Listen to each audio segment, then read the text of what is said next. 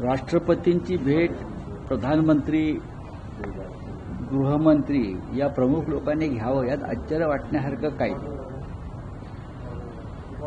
सध्या आपल्या देशामध्ये राष्ट्रपतींचे अधिकार काय आहेत हे आपल्याला माहिती आहे आणि राष्ट्रपतींच्या सल्ल्यानं सरकार किती काम करतं हे सुद्धा आपल्याला माहिती आहे. आज राष्ट्रीय स्वयंसेवक संघाची सुद्धा एक महत्त्वाची बैठक आहे आणि माझ्या माहितीप्रमाणे त्या बैठकीत सुद्धा एक महत्त्वाच्या घडामोडींवर, भविष्यातल्या घडामोडींवर चर्चा होण्याची शक्यता आहे. जे सातत्यानं सांगितलं जातं की सप्टेंबर महिन्यामध्ये देशामध्ये महत्त्वाच्या राजकीय घडामोडी घडतील,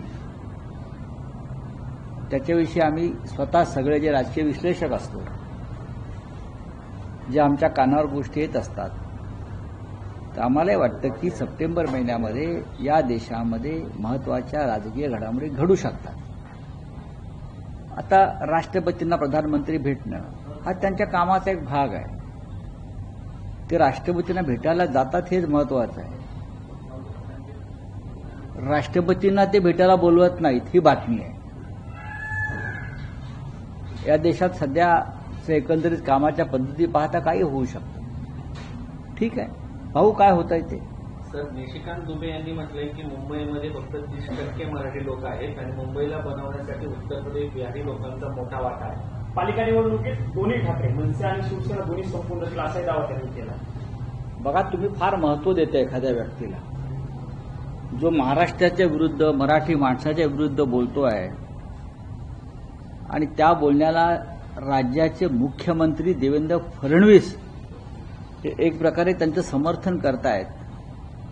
आपण सगळ्यांनी, दिल्लीतल्या लोकांनी या प्रवृत्तींना खतपाणी घालू नये. हा महाराष्ट्राच्या आणि मराठी माणसाच्या अस्मितेचा विषय आहे. असे अनेक दुबे आले आणि गेले. मुंबईसह महाराष्ट्र अखंड आहे.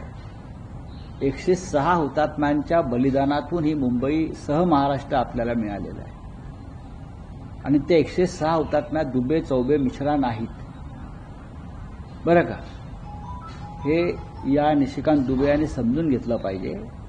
छातीचा कोट करून महाराष्ट्र लढला, मराठी माणूस लढला, गिरणी कामगार लढला, तेव्हा ही मुंबई मराठी माणसाला मिळाली. आता ते म्हणतात की कोणाच्या घामातून, श्रमातून तुम्ही ते पैसे कमवायला आलात ना. तुम्ही घाम गळायला आलात म्हणजे तुम्ही मुंबई ओरबडायला आलात. तुमच्या राज्यामध्ये नोकऱ्या, उद्योग, धंदे नसल्यामुळे तुम्ही मुंबईत आलात, नाहीतर तुम्ही कशा करताय. आपण इकडला पैसा मुंबईच्या बाहेरच घेऊन चाललात, आपल्या राज्यातच घेऊन चाललेला. हे दुबेला कळायला पाहिजे.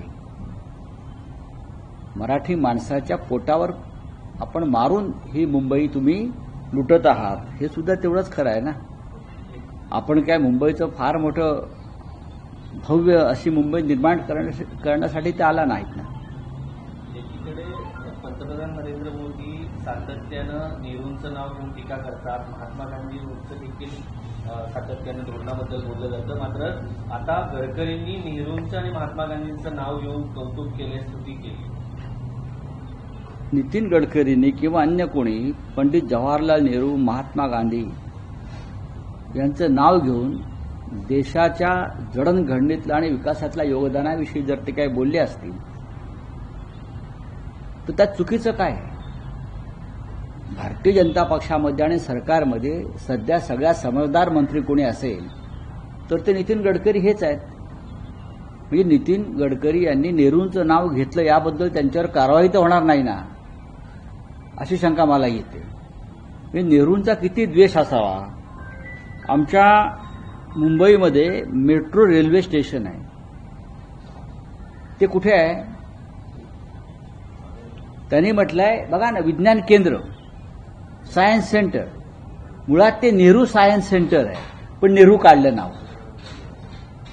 मुंबईत वरळीमध्ये नेहरू सायन्स सेंटर हे एक महत्वाचं ठिकाण आहे, पण मेट्रो स्टेशनला नाव देताना सायन्स सेंटर ठेवलं आणि नेहरू काढलं.